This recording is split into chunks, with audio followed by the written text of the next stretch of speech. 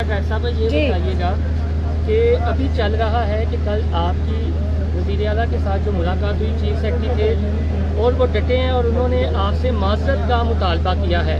और दूसरा, कल प्रेस कॉन्फ्रेंस में आपने एक बात की थी कि चीफ सेक्रेटरी को हक़ाइक़ मसद करके बताएंगे। ये 12 करोड़ आवाम का सूबा है और इसका चीफ सेक्रेटरी इतना बोला और इतना कानों का कच्चा है कि वो जो रिपोर्ट उसके पास गलत आ रही है वो मनोवन तस्लीम करके एक सख्त स्टेटमेंट देता है। ऐसे चीफ सेक्रेटरी को तो फौरी तौर पर बरतरफ नहीं कर देना चाहिए कि जो कानों का कच्चा निकलता है। पहली बात तो ये है कि वज़ीर आला, मैं और चीफ सेक्रेटरी साहब मीटिंग में थे। फरिश्ते थे तो फरिश्ते आप तक उनकी रसाई होगी। मैं ये जो आप कह रहे हैं गुफ्तगू, ये वहाँ गुफ्तगू नहीं हुई है, पहली बात।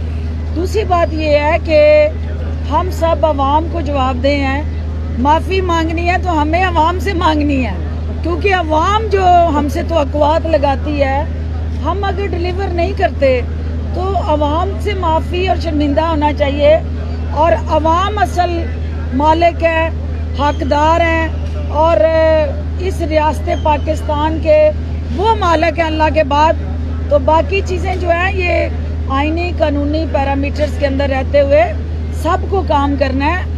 और जहाँ अच्छा काम होगा वहाँ हम उन्हें शाबाश देंगे, जहाँ पे कोताही होगी तो वहाँ जज़ा और सज़ा का अमल जो है वो मुतारफ़ करवाया जाएगा। और गधे और घोड़े एक अस्तबल में अब नहीं बांधे जाएंगे।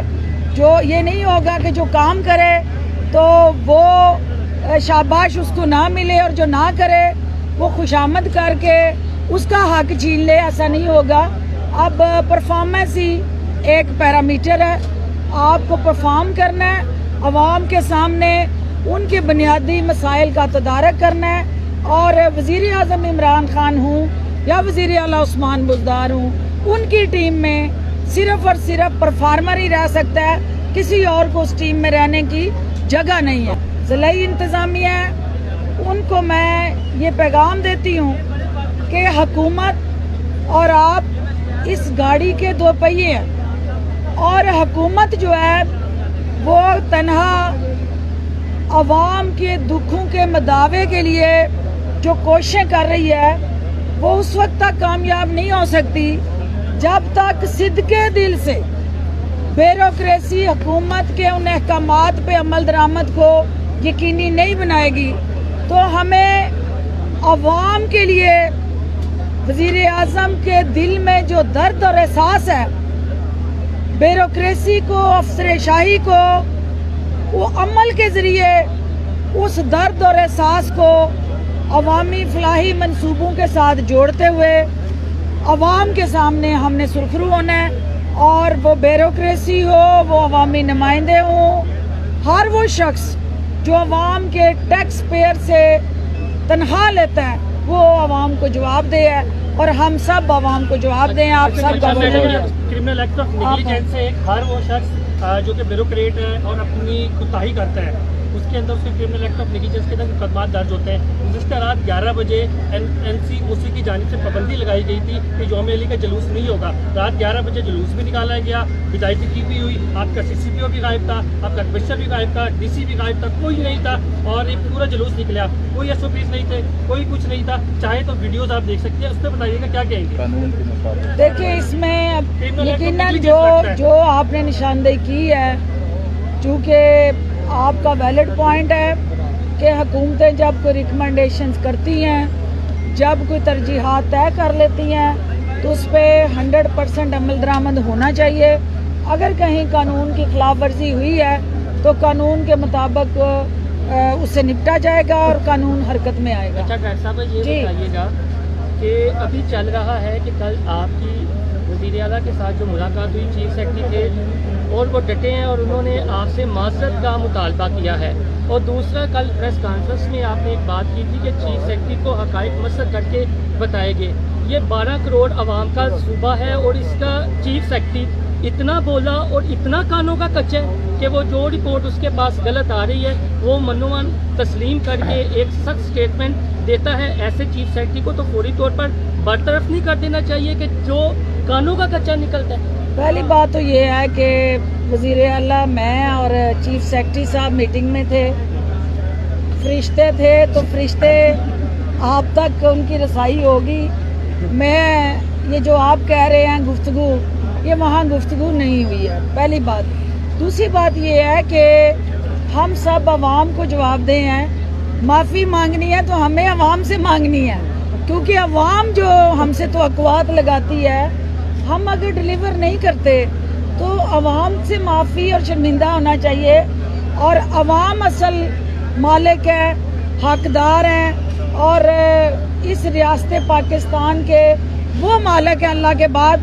तो बाकी चीज़ें जो हैं ये आईनी कानूनी पैरामीटर्स के अंदर रहते हुए सबको काम करना है, और जहाँ अच्छा काम होगा वहाँ हम उन्हें शाबाश देंगे। जहाँ पे कोताही होगी तो वहाँ जज़ा और सज़ा का अमल जो है वो मुतारफ़ करवाया जाएगा। और गधे और घोड़े एक अस्तबल में अब नहीं बांधे जाएंगे। जो ये नहीं होगा कि जो काम करे तो वो शाबाश उसको ना मिले, और जो ना करे वो खुशामद करके उसका हक छीन ले, ऐसा नहीं होगा। अब परफॉर्मेंस ही एक पैरामीटर है, आपको परफॉर्म करना है, अवाम के सामने उनके बुनियादी मसाइल का तदारक करना है।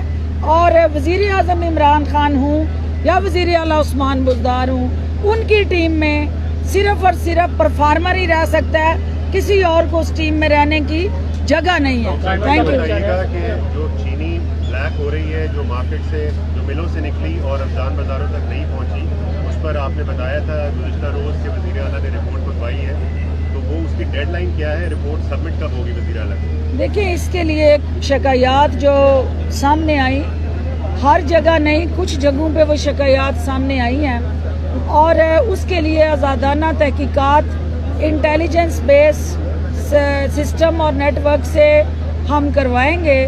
और वो टाइमलाइन ज़ाहिर है ये रमज़ान बाज़ार के साथ जुड़ा एक प्रोसेस जो है ये मुकम्मल होगा, तो तब भी वो रिपोर्ट जो है वो मुकम्मल होकर सामने आएगी, ताकि हतमी रिपोर्ट जो है रमज़ान बाज़ारों के इख्तिताम के बाद ही हुकूमत जो है वो सामने ला डॉक्टर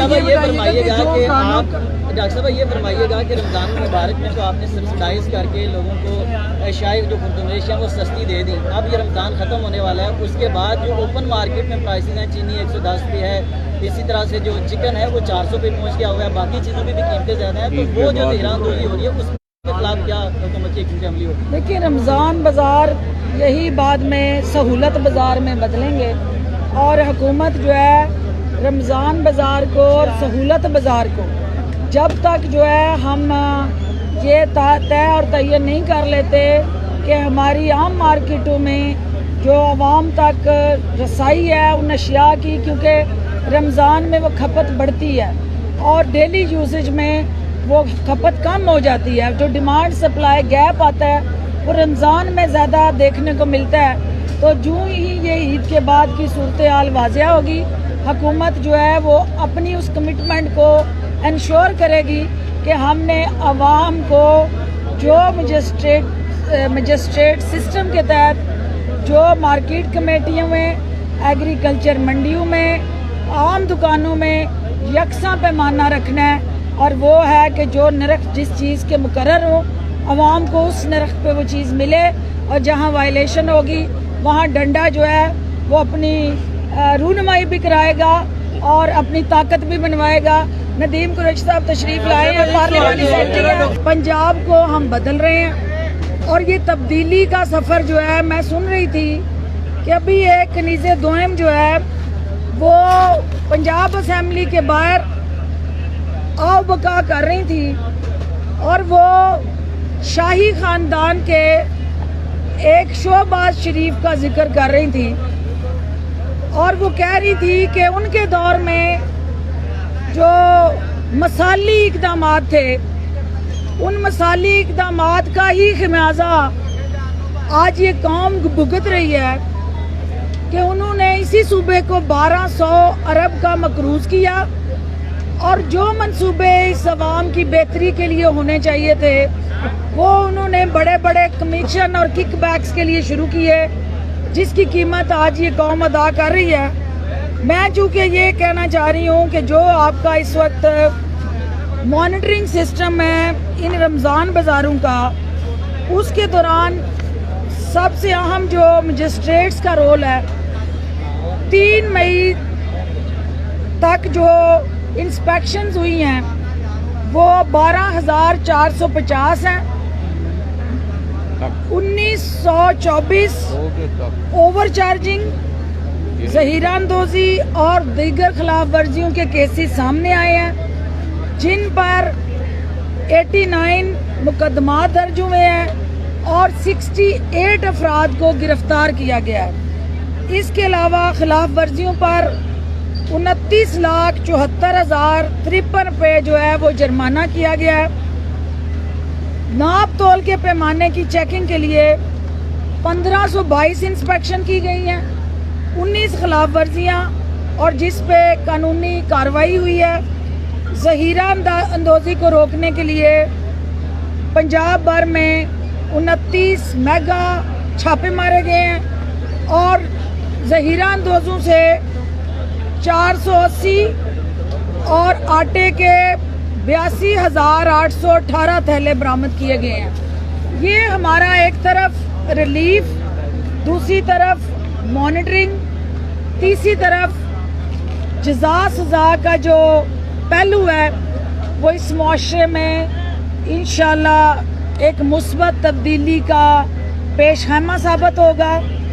جو آپ دیکھ رہے ہیں کہ کل وفاقی حکومت نے الیکٹورل سسٹم کے لیے الیکشن کو صاف شفاف بنانے کے لیے جو ریفارمز متعارف کرائی ہیں، دھاندلی زدہ سوچ والی جماعت، دھاندلی زدہ قیادت، دھاندلی زدہ درباری ہواری کنیزیں جو ہیں وہ سب سے پہلے اس کی مخالفت کے لیے نکل آئے ہیں۔ اس کا مطلب ہے کہ ان کو اس ملک میں آزاد، منصفانہ اور شفاف الیکشن نہیں چاہیے۔ ان کو صرف اور صرف چور دروازے سے اقتدار میں آنے کے لیے ہر طرح کی چور بازاری چاہیے۔ ٹیکنالوجی اور آٹومیشن ہی واحد اس گلے سڑے نظام سے نجات پانے کا واحد ذریعہ ہے۔